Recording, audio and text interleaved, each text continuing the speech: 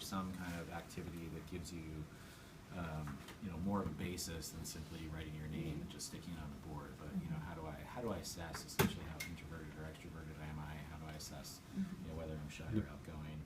And then on the flip side is after having these conversations, you can sort of think about some aspect of what we do as an office, whether it's a typical day or whether it's a staff meeting or whether it's how can we design something around what we've learned out of this experience. That's good feedback. I think also the element of influence, so maybe writing down where you think you are, because if you see maybe your boss in one direction, you might be swayed to go in a different direction, and so maybe thinking about that and writing it down, not that you influence me in any way.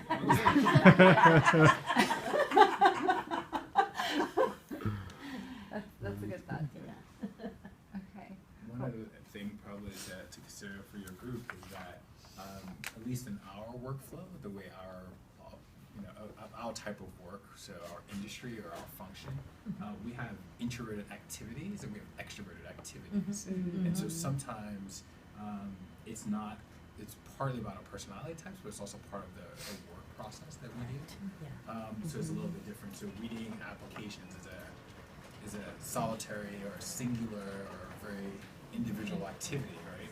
And sometimes that runs directly against our extroverted activities, like our recruiting activities, or sessions, individual meetings with students, whatever it may be, or groups of people.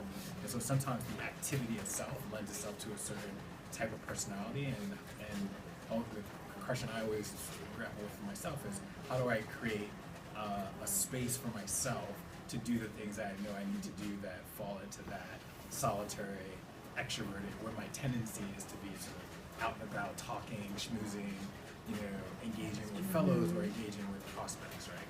Because that's my area of my function or my strength, right? So. Okay, thank you. Yeah.